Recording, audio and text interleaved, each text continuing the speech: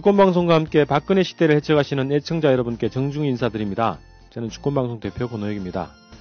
부정과 불법, 반민주화 반평화, 반민생으로 점철되었던 2013년 한 해 동안 용감히 싸워오신 모든 분들께 존경과 박수를 보냅니다. 주권방송은 라디오 반민특위, 국민이 갑이다, 꼴통경제, 나를 미치게 하는 것들, 신성국 신부의 시대의 징표, 대한민국 등의 팟캐스트 라디오 방송과 채널 615, 미국에서 바라본 한반도의 오늘 등의 TV 방송을 제작하고 있습니다. 이 외에도 현장 취재와 생중계, 특별방송 등 다양한 방송을 제작 공급하고 있습니다.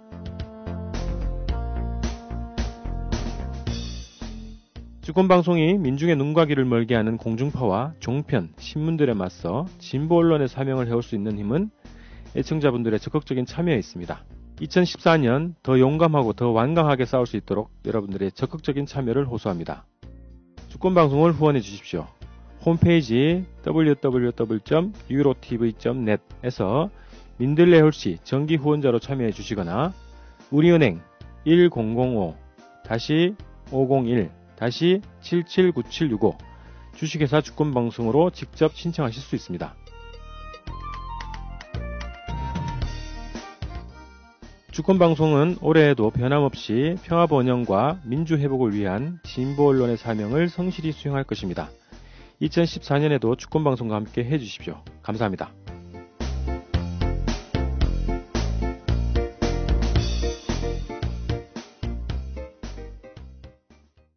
주권방송 시대의 징표 진행을 맡은 신성국입니다.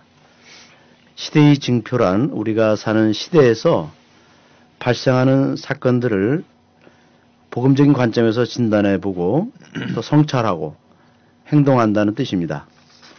먼저 복음의 눈으로 현실을 바라보며 거짓과 진실을 명확히 판단하고 식별합니다.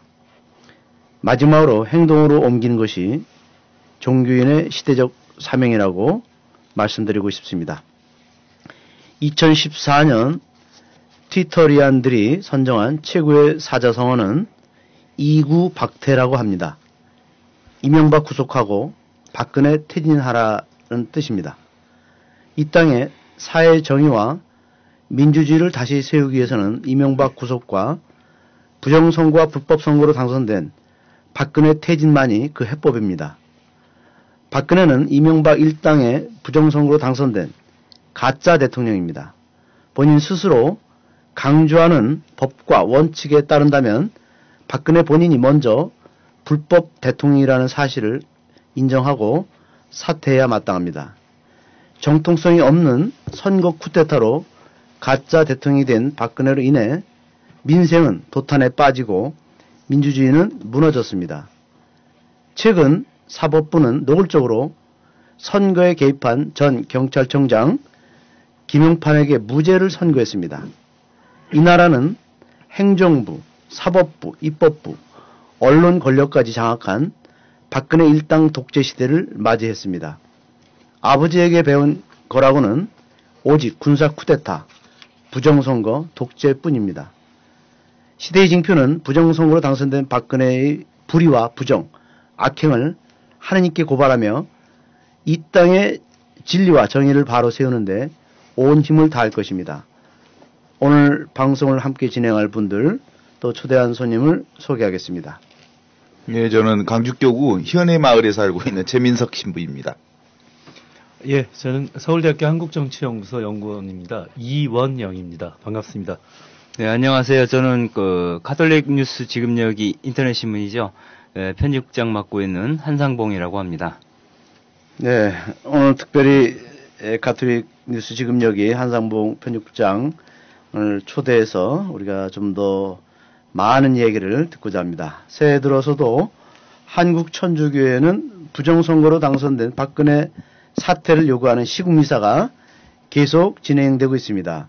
지난 1월 27일과 2월 3일에 마산교구와 또 한국 수도자 단체에서 시국미사를 했습니다.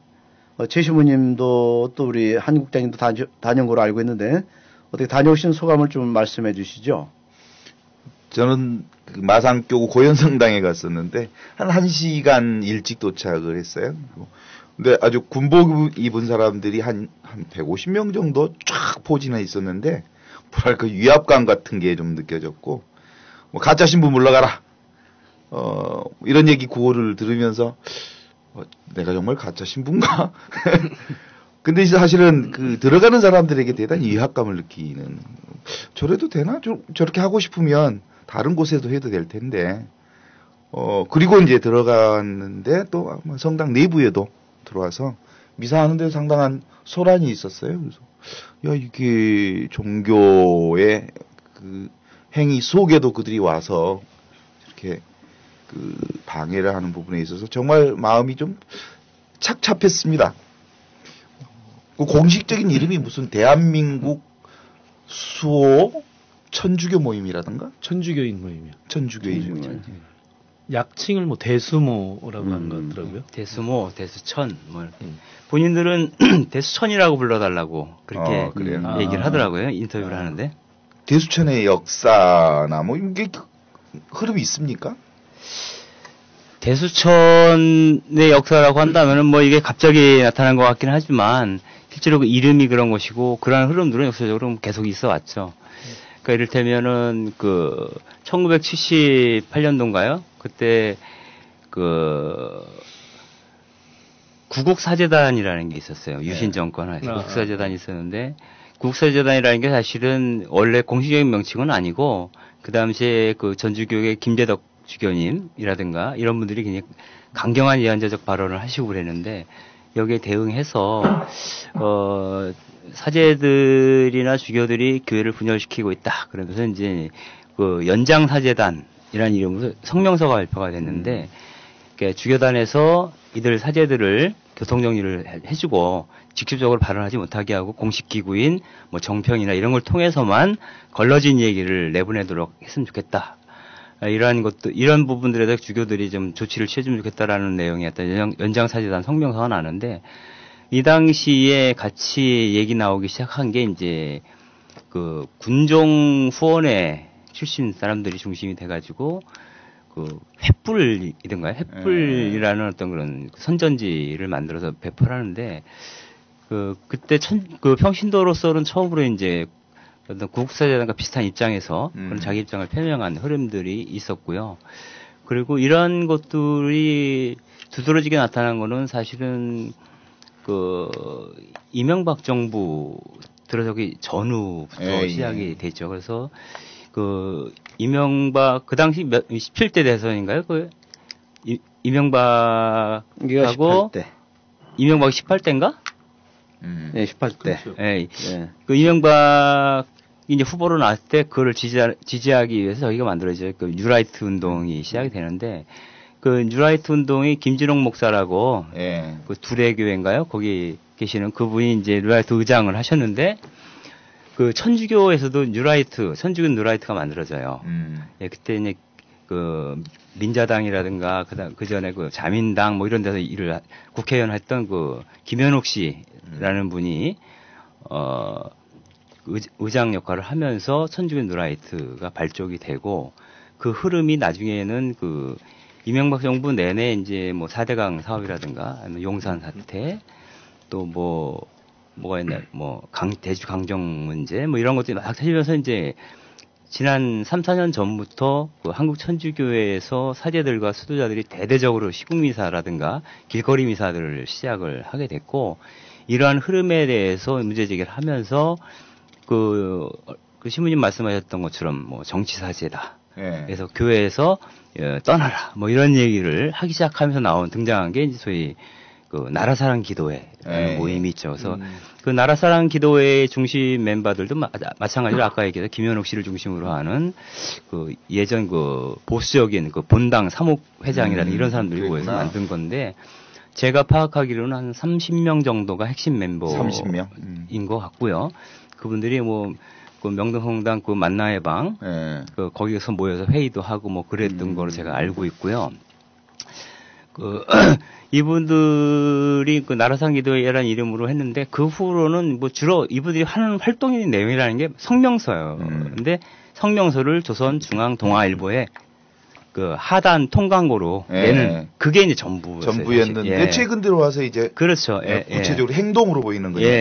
지금 구체적으로 행동으로 보이게 된 것은 그 대한민국 수호 천주교인 모임 이 모임이 결성되면서부터 이제 행동으로 보이기 시작하면서 특히 이제 명성당 앞이나 이런 데서 이제 그 피켓 시위도 하고 막 이런 형태가 나타나기 시작을 했는데 그 아까 신부님께서 말씀하셨듯이 성당 안에까지 들어와서 미사 중에 특히 이제 신부님이 강론할 때 강론이 자기들의 생각과 다르니까 거기에 대해서 막 문제 제기를 하고 고함 지르고 난리를 치는 이러한 현상이 일어난 것은 올해 들어서 나타나는 현상이에요. 작년까지는 그런 것까지는 없었어요. 보통 성당 앞에서 그분들끼리 모여서 그 집회를 하는 형식이었는데 지금은 성당 안에 들어와서 이제 구체 미사를 방해하는 형식으로 나타나는데 그게 거기까지 지금 힘을 받게 된 것은 두 추기경님들의 말씀이 아주 지대한 영향을 미친 거 아니겠어요, 사실은.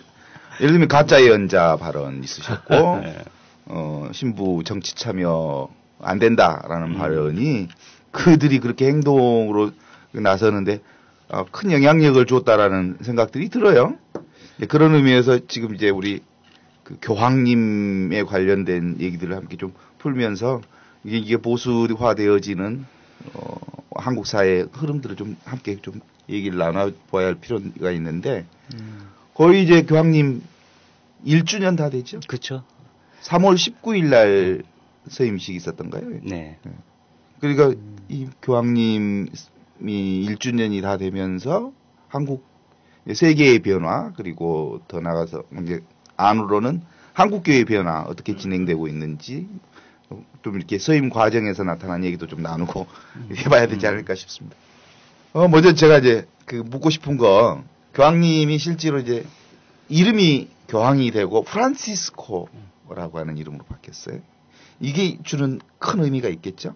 그 역대 교황님들 가운데 프란시스코라는 이름을 가진 교황님은 없죠.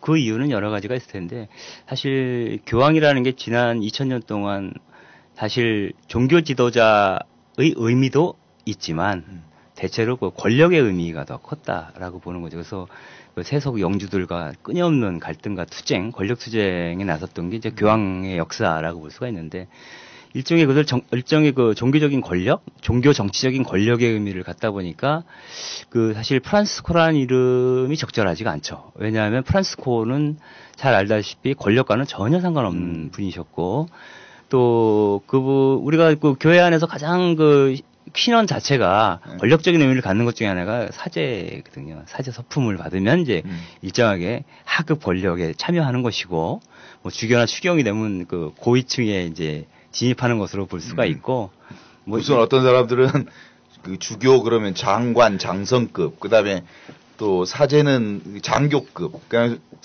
평신도는 사병 그럼요. 뭐 이렇게 얘기하는 부분이 있으면 아주 재고해봐야 할 문제들이 있는데 뭐 가장 대표적인 게 칭호 그 명칭을 부를 때도 주교 그러면 주교 전하잖아요. 그리고 교황님 같은 경우는 교황 성하 성부라고까지 부르거든요. 거룩한 아버지, 성부.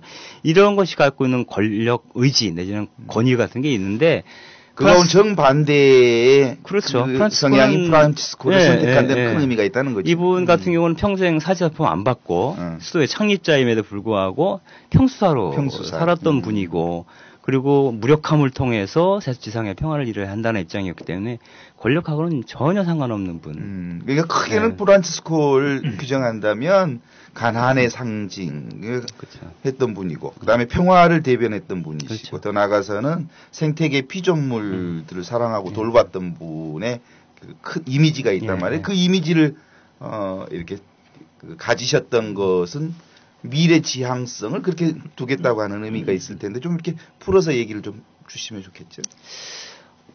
그 우리가 쓰는 말 그 유명한 책이 하나 있죠. 오래된 미래라는 책이 노르베리 호지 여사가 쓴 그 어떻게 보면 지금 프란시스코 교황 같은 경우에 그 13세기에 아시지 프란시스코를 선택했다는 것은 오래된 미래에 해당되지만 사실 교회의 어떤 복음 정신을 가장 웅변적으로 잘 드러낸 인물이 교회사 안에서는 뭐 프란시스코다 이렇게 볼 수가 있고 그래서 그 프란시스코 갖고 있는 그런 영성적인 맥락들은 오래되었지만 여전히 새로운 것이라고 하는 거고, 특별히 지금처럼 신자유주의 이후에 어떤 희망도 대다수의 사람들이 희망을 잃어버리는 상황에서 이 문제를 돌파해낼 수 있는 길은 아시시 프랑스 정신으로 돌아가는 수밖에 없다라는 입장을 가질 수밖에 없다는 생각이 들어요. 공식 이제 교회 지향은 결국은 앞으로의 미래는 가난. 그렇죠. 그 가난으로부터 출발하는 가난한 사람들의 삶에 함께 가야 하는 거하고, 가난한 교회가 되어야 한다고 하는 거하고, 그 다음에 더 나아가서는 생태계의 이런 위협 속에서 그 세상 전체를 함께 고민해야 한다고 하는 이런 그 지향점을 이렇게 함께 발견할 수 있겠죠. 요번 며칠 전에 그 교황님께서 사순절 메시지를 발표를 했어요. 그래서 저희가 어제 카톨릭 뉴스 지금역에다가 그 기사를 올리고 전문을 번역해서 실었는데, 그 사순절 메시지의 전반에 걸친 내용이 다 가난의 문제예요. 특별히 이제 복음적 가난, 다른 식으로 표현하면 자발적 가난으로 교회가 가야 된다는 얘기가 처음부터 끝까지 나와요. 예, 그래서 그것은 왜냐하면 이것이 가난이 뭐 고귀한 가치거나 의미가 있어라 아니라 사람을 비참하게 하고 인간의 존엄성을 파괴하는 가장 근본적인 원인이 빈곤으로부터 시작되고, 그 빈곤 문제를 해결하기 위해서 교회는 빈곤한 사람들의 처지에서 그들과 함께 호흡하고 연대하면서 가야지만이 된다라고 하는 거고, 그 모델은 바로 예수님이 가난의 길을 걸었던 사람이기 때문에 그 제자인 그리스도인들은 가난을 선택하고 그 가난을 통해서, 즉 무력함을 통해서 권력을 상대화시키고 가난한 사람들을 구원하고 해방시켜야 한다라는 메시지가 이번 사순절 메시지의 핵심이고 전반에 걸친 기조라고 볼 수 있습니다. 자, 그러면 이제 그 프란스 새로운 교황의 이제 주제는 이제 드러났네요. 가난. 그렇죠. 이제 그 이전에 이제 그 교황님들하고의 이제 차이나 이런 것들이 좀 발견될 수 있을 텐데, 그 이전에는 사실은 전부 그 유럽 중심의 출신들이 교황이 됐죠. 이게 사실은 인구수로 보면 유럽이 한 22%를 차지하는데 추기경 숫자가 62명이라고 그러고, 또 43%인가 되는 남미 쪽의 그 카톨릭 인구에 비해서 추기경 숫자는 제가 조사해 본 바에 의하면 15명이라고 그래요. 이게 불균형적이죠. 그동안 사실은 교회는 유럽 중심의 교회여서 다시 지금 남미의 프로그램으로 지금 바뀐 거 아니에요? 맞습니다. 그래서 그동안 전에 이제 유럽 중심의 교황들이 가지고 있었던 주제와 지금 프란시스코의 주제와의 차이를 좀 이렇게 발견해 봐야 될 것 같은데, 그동안 유럽 중심의 교황님들의 중심 주제는 뭐였어요? 글쎄, 뭐 한마디로 말씀드리기는 어려울 것 같아요. 제 느낌에서는 라틴 아메리카랑 이제 비교해서 이렇게 얘기를 한다면, 그 유럽 중심의 어떤 교회라고 했을 때 유럽의 가장 큰 겪고 있는 유럽 교회가 겪고 있는 어려움 중에 하나가 성소의 극감. 성소자가 뭐 거의 없죠. 무너져가는 교회. 거의 뭐 무너져가는 교회이고, 거기에 많이 틈입되어도 들어온 세력이 이슬람. 그 뭐냐면 유럽이 굉장히 오랫동안 식민지 통치를 했기 때문에 그 식민지에 있던 사람들이 이제 모국인, 어떻게 보면 식민지 모국이었던 유럽으로 들어오게 되고, 거기서 유럽은 대체로 이제 그 프랑스 대혁명 이후에 그 종교적 자유가 일종의 허용되는 민주적인 나라들이기 때문에 종교에 대해서 가타부터 얘기를 하지 않거든요. 그리고 프랑스 같은 경우는 적극적으로 타 인종이나 다른 생각 갖고 있는 사람들에서 수용적이고 관대한 입장이에요. 그러다 보니까 그 유럽 사회에 무슬림들이 많이 들어오고, 무슬림 사원들, 모스크들이 세워지게 되죠. 이게 이제 가시적으로 예전에 그 유럽의 도시에 가보면 성당이 중앙에 광장에 있고 그랬는데, 뭐 이슬람은 뭐 찾아볼 수가 없죠. 근데 지금은 이제 곳곳에 이제 모스크가 세워지고 이렇게 되니까 위기의식, 가시적인 위기의식을 느끼고, 그냥 자기는 지금 피폐해 가고 있는데, 무너져 내려가고 있는데, 이슬람 사람들이 이렇게 그래서 그 우리가 그 교회에 항상 그 겉으로는 교령이나 이런 회칙이나 이런 걸 통해서는 그 타 종교에 대한 관용, 그리고 수용해야 된다라고 끊임없이 얘기하지만, 실질적인 정책을 결정할 때에는 배타적인 배제의 정치를 할 수밖에 없는 이런 입장이기 때문에 어떻게 무너져가고 분열되어 가고 있는 그 카톨릭 교회를 다시 재결집 할 건가? 그래서 2012년 10월에 열린 세계주교회의의 주제가 새복음화. 세계주교회의에서 선택한 그렇죠. 주제가 새복음화라고 그러는데 그 새복음화의 주제가 바로 그런 거였죠. 그렇게 봐야 되겠죠. 실제로 그 새복음화를 얘기하면서도 여러 가지 얘기를 하죠. 그래서 뭐 바오로 6세 교황님이 얘기했던 현대 복음 선교라는 회칙에 기초해서 그 복음화는 단순하게 어떤 개정의 문제를 얘기하는 건 아니다라고 얘기를 하고 있으나 실제로 그 사목 정책을 수립할 때에는 어떻게 하면 다시 이것을 재건할 것인가, 유럽을 그리스도교 문명으로 다시 재건할 것인가에 대한 고민이죠. 아마 그 와중에서 뭐 터키를 EU로 그 통합시킬 거냐 말 건가 할 때도 바티칸에서 계속적으로 반대를 한 이유가 그런 거랑 연관되어 있어요. 위기의식이 너무 크기 때문에 터키는 무슬림이잖아요. 그게 유럽 사회에 들어오는 것에 대해서 굉장히 어떤 그 두려움 이런 걸 갖고 있다라는 걸 우리가 볼 수 있고, 근데 자꾸 이렇게 수세적으로 나가다 보면 완고해지고 또 그 완고해지다 보면 어떤 방식의 해결책을 찾게 되냐면 중앙집권, 권위주의. 그렇죠. 왜냐하면은 그 분열되고 흩어지고 어떻게 될지 모르는 부스러기처럼 되어가는 그 유럽 교회를 결집하려면은 로마를 중심으로 다시 뭉쳐야 된다. 이런 얘기를 할 수밖에 없는 게 잠시 파시즘으로 가는 거거든요. 그래서 우리가 그 잘 알 수 있는 거는 제2차 바티칸 공의회라는 게 1962년부터 65년까지 이루어졌는데 그때의 주제 중에 하나는 분권화거든요. 교황의 권위도 나눠줘라. 그 지역교회를 활성화시켜라. 그리고 본당에서는 사목회에서 평신도들 참여하게 하라. 막 이런 얘기를 쭉 그런 것들이 기조였는데 요한 바오로 2세 교황님과 베네딕토 16세 교황님 때 와서는 교황 중심주의를 다시 복귀하는 그랬군요. 현상이 벌어진 이유가 그런 시대적인 어떤 유럽 교회의 어떤 문제들과 상관이 있다. 유럽 교회 무너져가는 그 교회 쇄신이라고 하는 이름을 통해서 그리스도교가 사회로 나가기 위해서 전략적으로 새로운 복음화를 선택하면서 이제 진행되어지다가 프란시스코 교황이 새롭게 이제 시작되어지면서 결국은 교회 내적 문제를 가난이라고 하는 이름을 선택했다는 얘기는 세상의 문제로, 교회 내 문제를 세상의 문제로 전환했다고 볼 수 있겠죠? 그렇죠. 네. 그럼 결국은 신자들의 문제에서 인류의 문제로 전환했다고 봐도 되는 겁니까? 그렇죠. 이게 정확히 지적을 해주신 것 같아요. 그거는 왜 정확하다고 말씀을 드리냐면 제가 보기에는 그렇습니다. 그러니까 교회의 위기를 해결하는 방식 중에 하나로 예전에 교황님들이 선택했던 방식은 다시 기존의 신자들을 결집시키는 거예요. 하나로.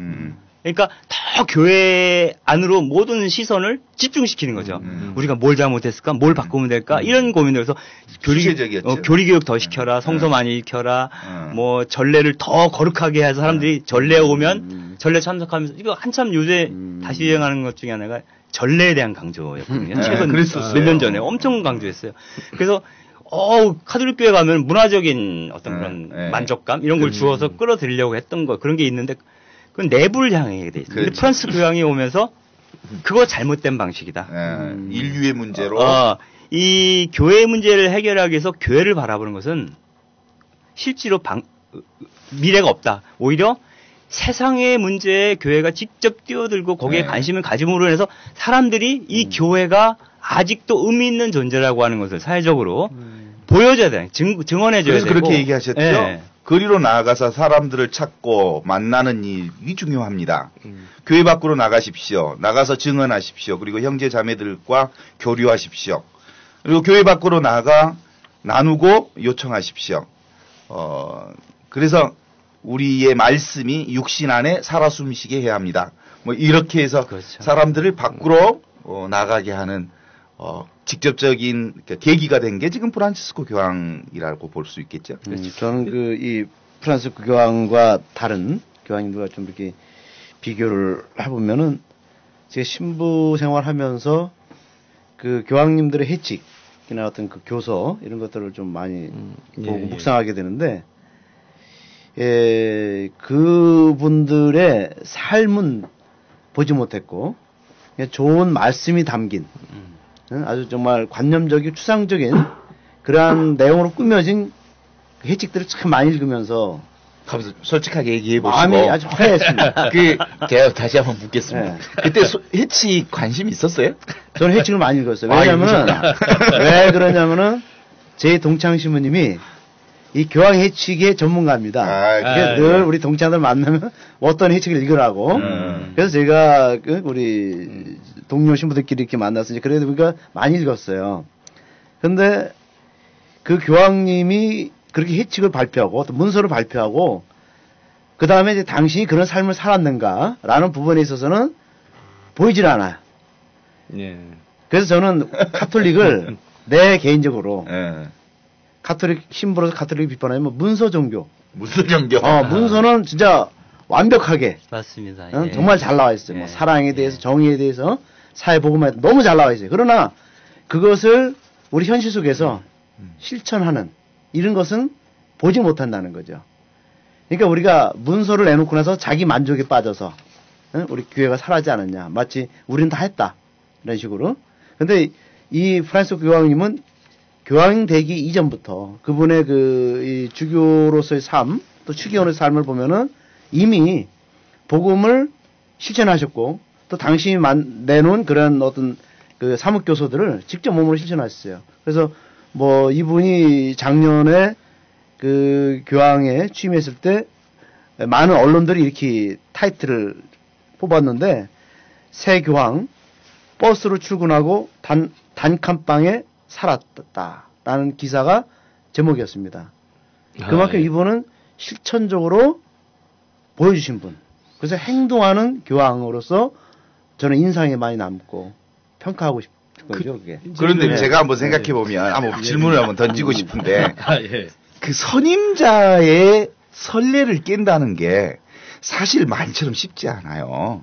저도 이제 본당 신부하면서 전임 본당 신부가 해왔던 일들을 뒤집는다는 게 그 새로운 모습으로 출발하는 쉽지 않거든요. 근데 그 지점에 있어서 아주 흥미롭고 재밌는 그 에피소드들이 참 많았단 말이에요. 그 중에서 혹시 기억나는 부분들이 있으면 함께 좀 나누면 재밌을 것 같아요.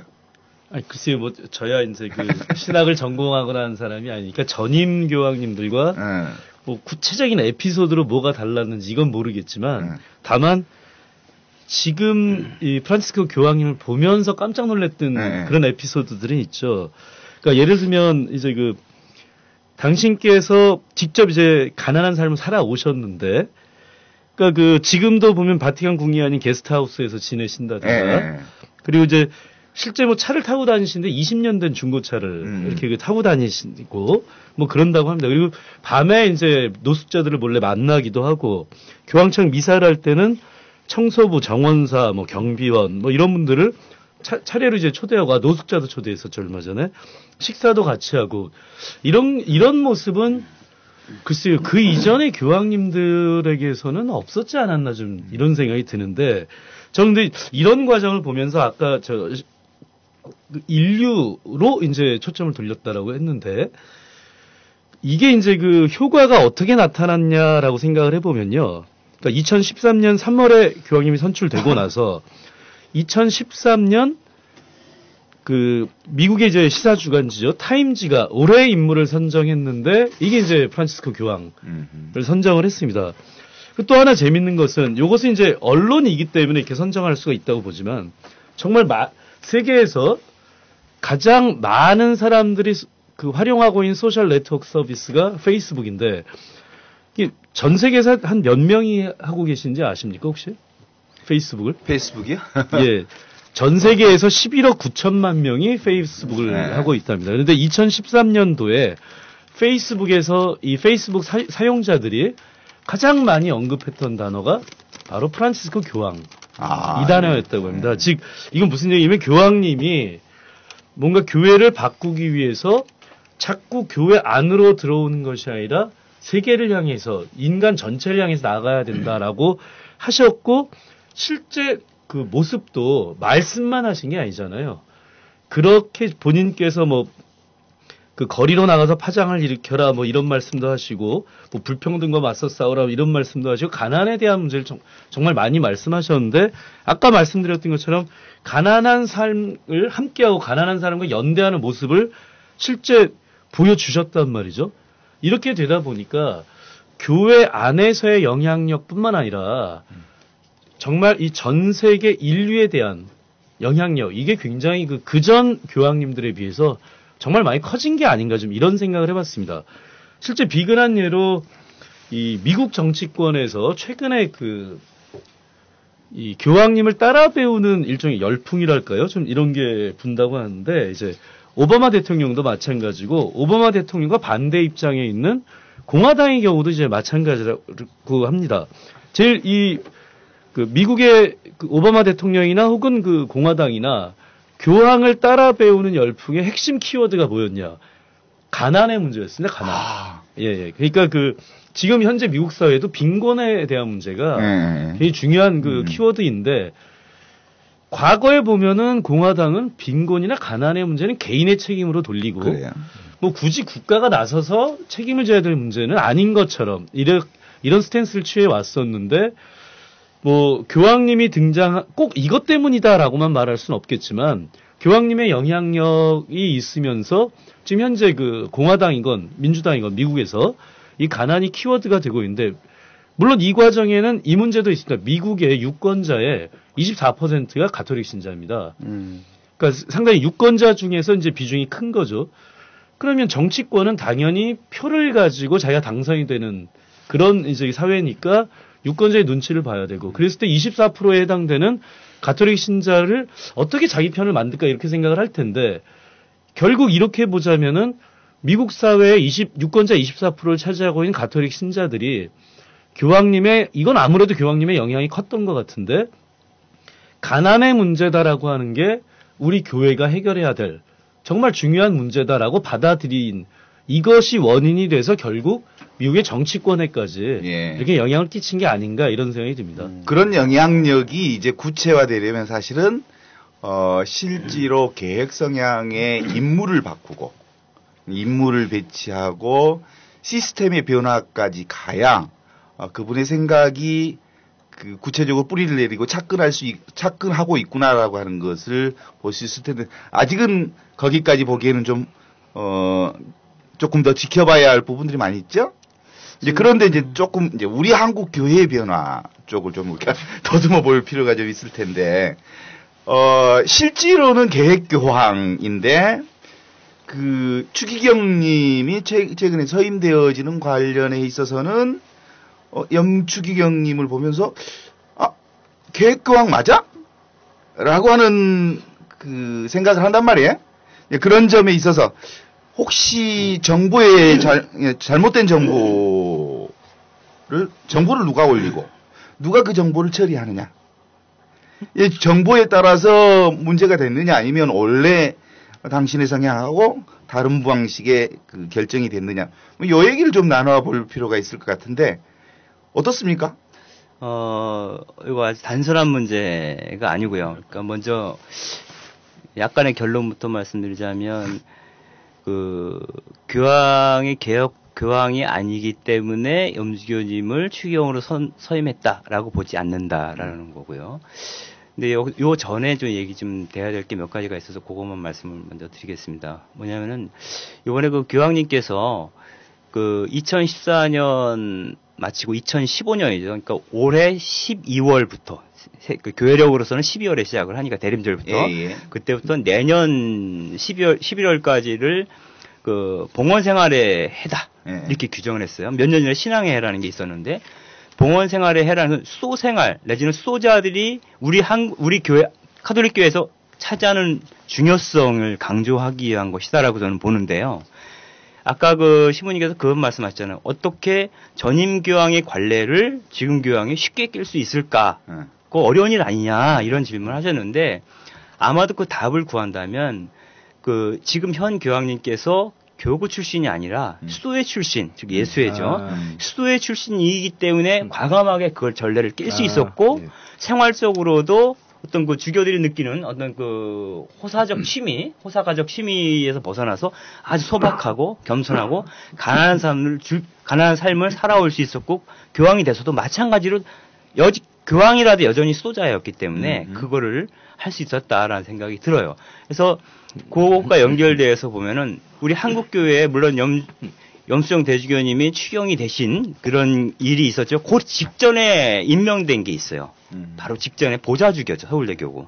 보좌주교를 임명할 때 두 사람을 임명을 했어요. 이거는 서울대교구에서 제가 알기로는 예상치 못했던 결과였다 이렇게 들었어요. 그게 뭐냐면 유경천 주교님하고 또 아마 정순택 주교님이 되셨는데 재미난 것은 유경천 주교님은 그 후보로 올라간 한 10명 난짓 되는 후보 가운데 가장 젊은 사람이고 가장 개혁적인 인물이었어요. 그리고 요번에 사회사목 전담 주교로 임명이 됐죠. 염주교님에 의해서. 그 다음에 또 한 분이 정순택 주교님이에요. 이분은 수도회 출신이에요. 그러니까 보좌주교를 서울대교에서 이번에 임명을 하면서 그 임명은 사실은 서울교구에서 한 게 아니라 교황청에서 한 거거든요. 교황청에서 왜 유경천 주교와 수도회 출신의 사제를 서울대교구라는 그 거대 교구의 보좌주교로 임명을 했는가라는 거 보면은 결국 우리 지금 카톨릭 교회를 혁신할 수 있는 그 지금 베이스를 까는 작업을 한다라고 보면 우선적으로 프란시스 교황은 영적인 베이스부터 깔고 싶어 하시는 것 같아요. 이 변화를 위한 영적인 베이스를 깔는데 가장 중요한 역할을 해줘야 되는 것이 바로 수도자라고 하는 거예요. 그래서 그 한국교회에 주교 임명할 때도 제일 먼저 수도회 출신을 보좌주교로 임명했고 또 한 측에서는 가장 개혁적인 인물을 또 하나의 보좌주교로 임명을 했고 그 다음에 염대주교님은 이미 서울대교구장이기 때문에 서울대교구장으로 있는 사람을 제외시키고 추경을 다른 사람을 시킨다는 것은 사실 관례를 깬다 안 깬다를 넘어서 굉장한 모험이에요. 그런 부분이 있기 때문에 그거를 놔두더라도 그리고 한 말씀만 더 드리면은 이미 이제 그 염대주교님이 보수적 성향을 갖고 있다는 것을 많은 분들이 알고 계시지만 그래도 추경으로 서임되는 순간 이분은 독립적으로 활동한다기보다는 교황에 대해서 더욱더 결박되어지게 돼요. 그렇기 때문에 이 사람의 이분의 그 본래의 어떤 기질과 상관없이 교황의 입장을 일정하게 반영할 수밖에 없는 위치가 되어버리기 때문에 그것은 이제 부차적인 효과로서 기대할 수 있겠다. 그래요. 그런 생각이 그럼에도 드는데. 불구하고 한국 교회에 34명의 주교단이 있는데 최근에 그 대수모에 관련된 상황도 그렇고요. 더 나아가서 그 전에 저기 강정마을에서 성체 훼손 사건도 있었고요. 그럼 지금 이런 흐름, 이제 사회, 그 구체적인 사회에 가난한 사람들과 함께 연대하는 문제에서 교회의 아주 중요한 중심인 성체성사의 부분에 대한 문제가 생겼음에도 불구하고 34분의 주교님들께서 침묵하고 계셔요. 계획 교황 밑에서 정말 주교단이 변화할 수 있을까라고 하는 의문을 이렇게 한번 제기해 보면서 가능합니까? 시간이 좀 많이 걸리겠죠. 그러니까 이거는 아까 신부님께서 말씀하신 인적 청산과 상관이 있습니다. 그러니까 앞으로 계속적으로 추기경도 한 23명 정도 더 임명될 걸로 제가 몇 년 안에 알고 있고요. 그리고 한국교회 같은 경우에도 많은 주교님들이 은퇴 시기를 앞두고 있어요. 그렇다면 새로운 주교님들이 교구장들이 서임이 될 거예요. 몇 년 안에. 그런 과정 속에서 그 인적 청산 내지는 새로운 인물의 등장 같은 것들이 아마 한국교회 변화에 의미 있는 변수를 작용할 가능성이 있고요. 또 하나는 그 보통 주교들은 그 추기경이 아닌 한 그 자치교회적 성격, 다시 말해 지역교회의 자율성을 교황청에서 인정하고 교회법적으로 보장하고 있거든요. 그렇기 때문에 뭐 교황이 바뀐다고 해서 뭐 주교들이 자기 입장을 바꾸거나 이럴 가능성은 저는 별로 없다고 생각해요. 현직 뭐 주교들의 입장에서는 일정하게 반영은 하겠죠.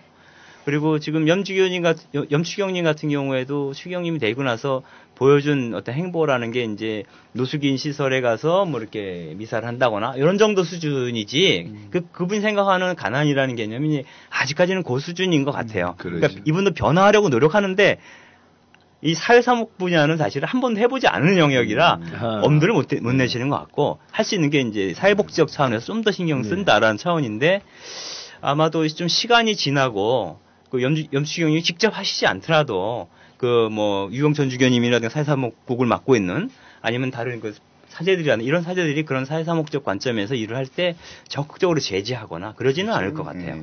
이런 것들이 계획 변화라고 볼 수도 있겠죠. 예, 그 염수정 추경님에 대해서 그분이 과연 지금 현재 프랑스 교황과 그렇게 같이 행보할 건가? 이 부분에서 저는 그분의 그 지난날 그 행보를 보면 어떤 좀 저는 부정적인 그 관점이 좀 많은데, 예를 들어서 그 작년도에 천주교 신부들이 국정원 해체 그리고 부정선거 진실을 규명하라고 하면서 시국 선언을 각 교구마다 거의 다 했습니다. 네. 그런데 그 대부분의 교구 사제단은 그 시국 선언문에 분명히 자기 실명을 다 서명을 해서 공개했습니다. 근데 유독 서울 대교구만이 사제 시국 선언문에 서울교구 신부들 실명이 다 빠져버렸어요. 네, 그랬죠. 예. 그래서 그 신부 숫자만 나왔는데 왜 서울 대교구는 신부들 이름을 공개하지 못하고 시국 선언문을 냈을까? 많은 사람들이 의문을 제기하고, 결국은 그 당시에 서울 대교구장이신 염대주교님의 눈치 보면서 주교님이 싫어하는 일, 또 주교님의 코드에 맞는 것만 하려고 결국 그런 실명이 빠진 시국 선언을 내지 않았는가. 그리고 염대주교님이 1년 동안 우리 국민들이 그 부정선거에 대해서 이렇게 외치고 했을 때 단 한 번도 이 부정선거 문제에 대해서 한 번도 발언한 적이 없어요. 과연 그분이 목자라면은 그 신음하는 또 고통받는 또 불의에 저항하는 백성들을 어떻게 그렇게 한 번도 함께하지 않았을까? 그래서 저는 정말 그 착한 목자의 모습을 한 번도 본 적이 없어요. 저는 이것이 뭐 그분을 무조건 비난하기 위해서가 아니라 지금 국민들이 지금 현재 어떤 상태에 있는가, 마음도 지금 다 절망스러운 상태, 또 경제도 지금 정말 거의 뭐 많은 국민들이 지금 도탄에 빠진 상태인데 어떻게 그렇게 무심할 수 있을까? 그런 면에서는 이번 그 염성추경님의 서임 소식은 많은 국민들, 양식을 가진 국민들에게는 큰 실망으로 지금 보여지고 있습니다. 그러니까 크게는 두 개로 좀 이렇게 좀 나눠볼 필요가 있어요. 이제 흐름들을 보면 앞으로 가난의 문제를 치고 갈 때, 제 생각에는 가난한 사람들을 위한 교회하고, 그 다음에 가난한 교회라고 하는 부분을 좀 나누어서 보면, 아마 그 교황님의 그 전체적인 사목 방향하고 같이 갈 수 있는 부분은 가난한 사람들을 위한 교회로서의 사회복지 문제 쪽은 적어도 좀 이렇게 상당 정도 그 많은 시간과 자본과 그리고 노력과 정성을 기울일 수 있을 분야라고 봐요. 그런데 그 가난한 교회, 그러니까 사회 정의의 문제에 관련해 있어서는 예전과 다름없이 사실은 그 부분을 접근하기는 좀 곤란하지 않겠느냐. 왜냐하면 사회 정의를 얘기하려면 사실은 부자들하고 손 끊어야 되거든요. 그리고 정치 권력과 일정 거리를 둬야 되거든요. 그런데 그 부분이 해결되지 않는 한 사회 정의 문제에 교회가 함께 발걸음을 같이 가기에는 좀 쉽지 않지 않겠는가. 저는 이런 생각을 하게 돼요. 그런 지점에 있어서 34명의 주교단의 침묵도 그거하고 사실은 자유롭지 않는 부분이 있지 않겠는가. 뭐 이런 생각들을 사실 조심스럽게 얘기를 해볼 수 있는데 어떻습니까? 저는 그 교황님이 그런 문제들 때문에 아주 적실하게 복음의 기쁨에서 지적을 하셨다고 얘기를 하는데, 지금은 돈이 우상인데요. 그 우상으로서 등장한 돈이 교회 안에도 그대로 관철되고 있다라고 보는 거예요. 신부님께서는 그 지금 교회가 가난한 이들을 위한 교회는 가능하지만 가난한 교회는 불가능하지 않겠냐, 그런 문제들 때문에라고 말씀하셨지만 실제로는 가난한 사람들을 위한 교회도 될 수 없다라고 봐요. 왜냐하면 우리가 가난한 이들을 위한 교회라고 했을 때는 주로 사회복지를 얘기한다 말이죠. 근데 사회복지라는 게, 교회가 사회복지에 관심을 갖는 것은 현 교황님이 오셔서 그런 게 아니라 그 이전부터 굉장히 많이 했어요. 그 이유는 뭐냐면 그게 돈이 되거든요. 네. 까놓고 얘기하면 교회가 자기 돈을 안 쓰면서 드러나게 우리가 좋은 일 하고 있다고 선전할 수 있는 칭찬받고. 가장 좋은 게 예. 복지시설이에요. 그래서 이 돈의 문제랑 상관이 있기 때문에 그 교황님이 말씀하시는 가난한 사람들을 위한 교회는 교회가 가난하지 않고서는 가난할 요인이 없으면 불가능한 일이다라고 하는 게 교황님의 입장이에요. 전제조건. 그래서 이것이 연결되는 개념이에요. 분리된 게 따로 두 개의 개념이 아니라 연결되어 있는 개념. 가난한 사람들 위해서 살래? 그럼 네가 먼저 가난해져야 돼. 이게 예수의 방식이거든요. 예수가 거렁뱅이처럼 돌아 노숙하시면서 복음 선포하러 다녔잖아요. 예? 똑같이 예수의 방식대로 하려면은 교회가 먼저 가난해져야 되고 그래야만 사실상 가난한 이를 위한 교회로 갈 수 있다라는 게 교황님의 입장이고 그렇게 본다면 현재 한국교회의 흐름으로 봐서는 이 두 가지가 다 불가능하다. 현재 체제하는 불가능하다. 그래서 아까도 말씀드렸지만 그 수도회를 교황님이 먼저 선택하신 이유, 수도자들 선택하신 이유는 영적인 혁신, 교회 안에 영적인 변화, 영적인 혁명이 교회 지도자들 안에서 일어나지 않으면은 이 모든 프로젝트가 다 허사라는 생각을 하는 거예요. 그 영적 사람이라는 게 영물이잖아요. 그래서 아주 보수적인 사람이었다가도 어느 날 딱 필 받으면 확 바뀔 수 있거든요.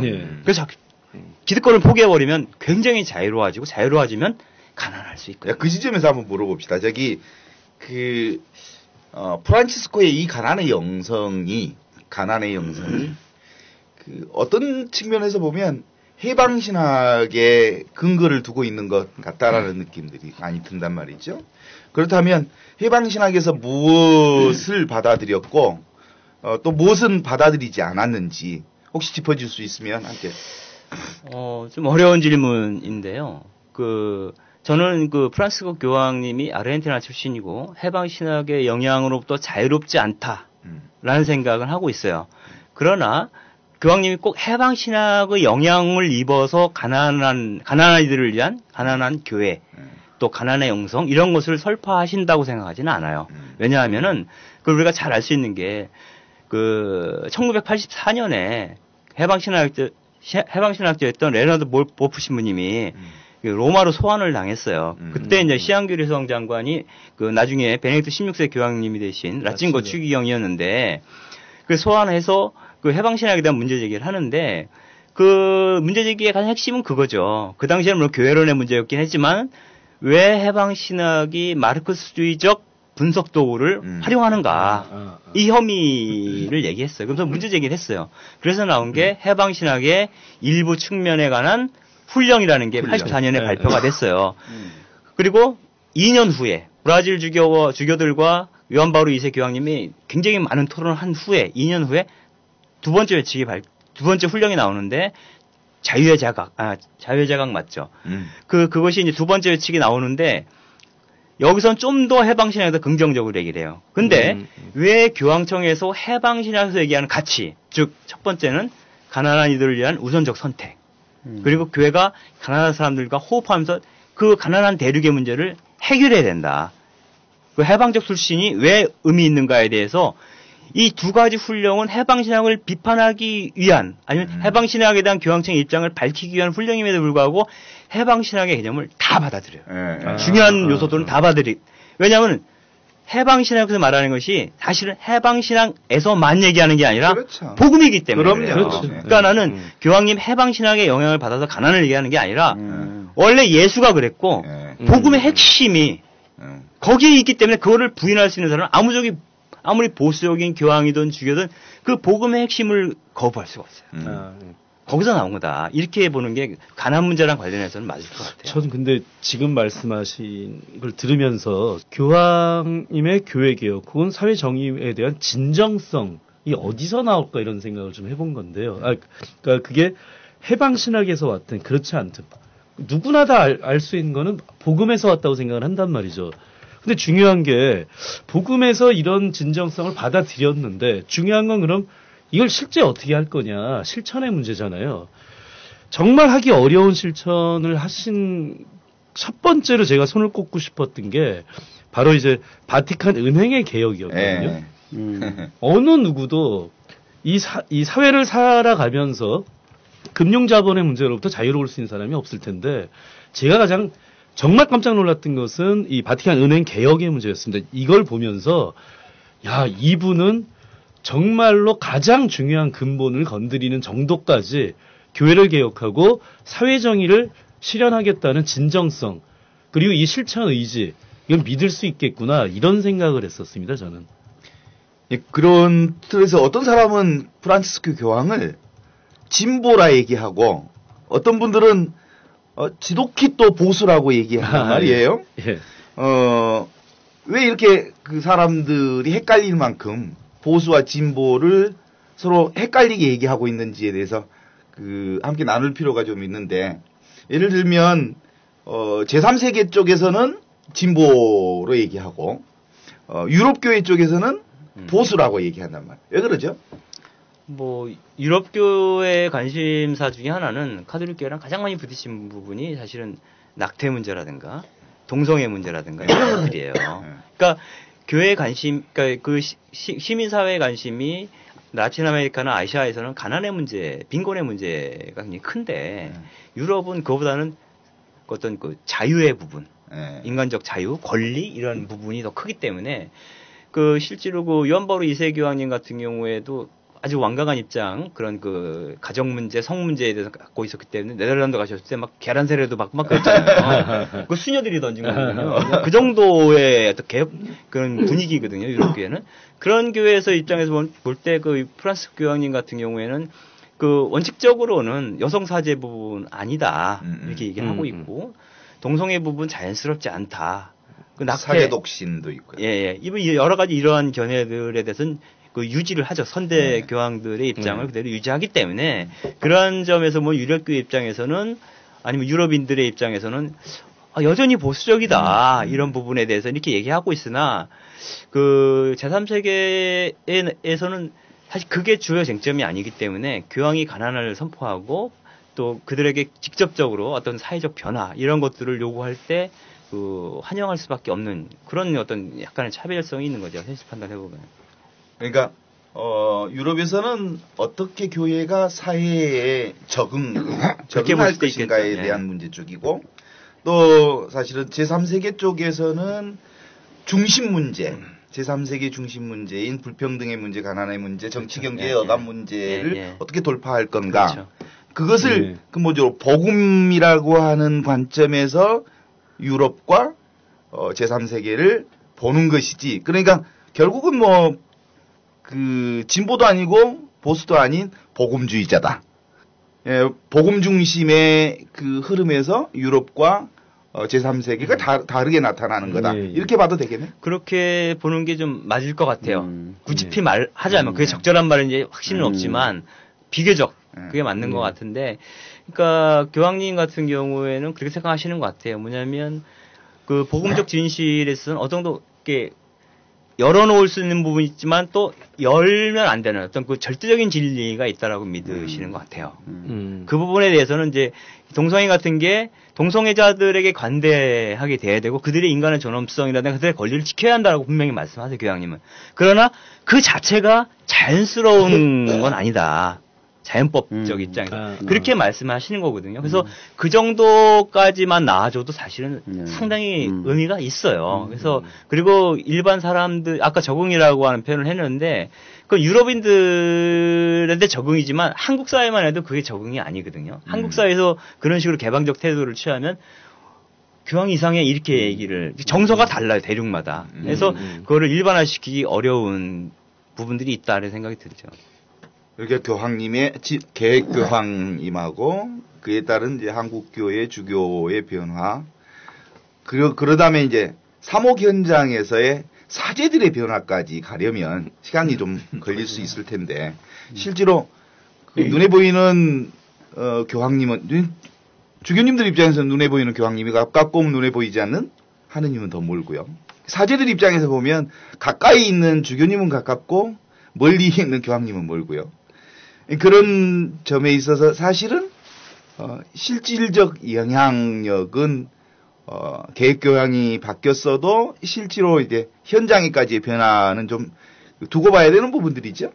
네, 저는 이번 새로운 교황님이 저희가 이제 이분을 바라보면서 한국 성자의 관점에서 정말 그 하느님이 우리 한국 천주교에 준 큰 선물이다. 네, 맞습니다. 라는 거예요. 다른 나라에 비교해 볼 때. 제가 이 사회참여 운동을 사회 생활하면서 계속 해왔는데, 그런 현장, 우리 어떤 사회, 고난 많은 현장에서 우리가 투쟁하고 또 참여했을 때 수도자들, 특히 수사신부님들이 거의 참여한 적이 없습니다. 한국 천주교에. 근데 작년도 이 19대 이 부정선거, 이 시국미사에 수도회 신부님들이 참석하지 않으면은 미사가 안 될 정도로 그렇게 적극적이시고, 또 쌍용차 문제, 또 밀양, 송전탄 문제, 이런 모든 문제에 있어서, 현안 문제에 있어서 수도회 신부님들이 많이 참석하고, 또 젊은 사제들이 또 사회 참여를 많이 하고 있어요. 이것은 제가 볼 때 교황님의 그 메시지들이 우리 사제들에게는 희망으로, 또 어떤 행동을 할 수 있는 그런 어떤 활력을 주는 그런 힘으로 다 지금 다가오고 있지 않는가. 그래요. 예. 가장 불의하고 또 이런 구조 악이 만연된 우리 한국 현실에서. 그래서 저는 주교님들은 교황님의 말씀을 어느 정도 받아들일지 모르지만, 그러나 사제들에게는 아주 민감하게 지금 다가오고 있다는 걸 제가 피부로 느끼고 있어요. 그래서 우리 지금 프란시스코 교황님은 한국 천주교의 특별한 선물로 지금 우리에게 주어졌다. 그렇게 저는 생각을 해요. 신성국 신부님이 입이 쫙 째지네. 네, 저는 너무 행복합니다. 그런데 실제로 정말 보수의 태조와 계획 세력의 전면 배치가 가능할까 하는 생각들을 해보게 되는데, 이제 저희들 이제 정의구현 사제단을 중심으로 한 젊은 신부님들에게 있어서 그동안 당신들이 해왔던 일에 대한 도덕성에 대한 자신감, 정말 교황님이 그렇게 말씀해 주심으로 인하여 힘이 된다. 그리고 이제 그래서 큰 백이 있다. 그리고 근거가 있다. 이런 그 도덕성에 대한 자신감들이 생기기는 하면서도, 또 한편으로 대수모 앞에 이건 또 다른 걸림돌이 크게 앞에 놓여 있어서 좀 이게 앞으로 헤쳐나가야 할 일들이 많이 있을 것 같아요. 마지막 정리를 좀 해주시죠. 네. 최민석 신부님께서 대수모 걱정을 많이 하시는데 저는 전혀 걱정하지 않거든요. 그래요? 네. 실제로 그들은 한 줌에 지나지 않고요. 정말 적은 숫자이고, 그리고 시간이 지나면 우연적인 것들은 다 사라지게 되어 있다라는 생각이 들고, 그리고 정의구현 사제단이 올해 몇 주년이죠? 40주년인가요? 네, 40주년. 그러니까 진실의 사람들은 시간이 지나도 사라지지 않는다는 거예요. 왜? 그게 복음에 기초하고 있기 때문에. 지금 대스모 분들이 얘기하는 것은 권력에 기초하고 있거든요. 박근혜 정부 혹은 이명박 정부라는 이 정권이 만들어낸 난 기형아들이다라고 보기 때문에, 이 기형적인 형태의 집단들은 시간이 지나면 그냥 먼지처럼 사라질 것이기 때문에 거기에 대해서 이렇게 일희일비하면서 그렇게 부심할 필요는 없다. 그냥 접고 가도 된다. 저는 그렇게 생각하기 때문에 걱정 안 하셔도 될 것 같습니다. 네, 마지막으로 코멘트 한번 해주시죠. 예, 저는 일단 프란치스코 교황님 생각하면 제일 처음에 기분 좋은 거는, 저도 본명이 프란치스코이기 때문에 일단 그 성함만 들어도 첫 번째 기분이 좋고요.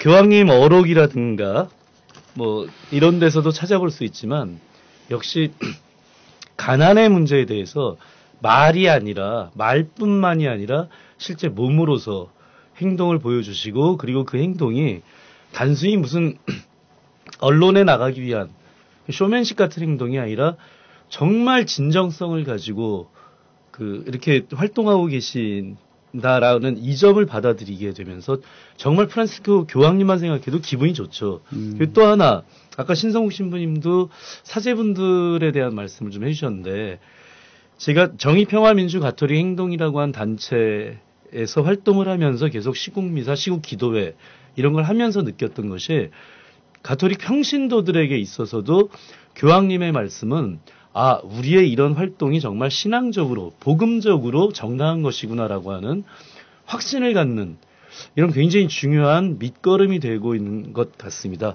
정말 우리 프란시스코 교황님 건강하셨고 오래오래 사시길 부탁드리겠습니다. 예. 한국 천주교회 주교들 중에서 프란시스코 교황의 가르침과 가장 일치하는 분은 누구인가 제가 나름대로 생각해 보았습니다. 많은 사람들, 저를 포함한 많은 사람들은 한국 천주교 주교의 의장이신 강원일 주교님이 아닌가를 이렇게 판단해 봅니다. 강원일 주교님은 제주 4.3 사건에 대해서 큰 관심을 갖고 또 강정 해군 기지 건설 반대 현장에 늘 앞장서고 계십니다. 그래서 저는 오늘 이 방송을 마무리하면서 2014년 1월에 경향잡지에 강원일 주교님이 쓰신 기고문을 통해서 오늘 방송을 정리해 보고자 합니다. 오늘의 사제가 펼치는 복음 선포는 이 세상과 동떨어져서는 안 됩니다. 사제는 이 세상 한복판에 사는 하나님의 백성, 특히 사회에서 가장 작은 이로 취급받는 이들, 그들이 겪는 슬픔과 고통, 번민과 공포를 함께 느끼며 그들에게 예수 그리스도께서 주시는 기쁜 소식을 전해야 합니다. 그러므로 사제는 세상에서 벌어지는 일에 무관심할 수가 없고, 특별히 가난한 이들, 병든 이들, 힘 없는 이들, 짓밟히는 이들에게 각별한 관심을 지녀야 합니다. 오늘 이 프로에 함께 하신 여러분들께 진심으로 감사합니다.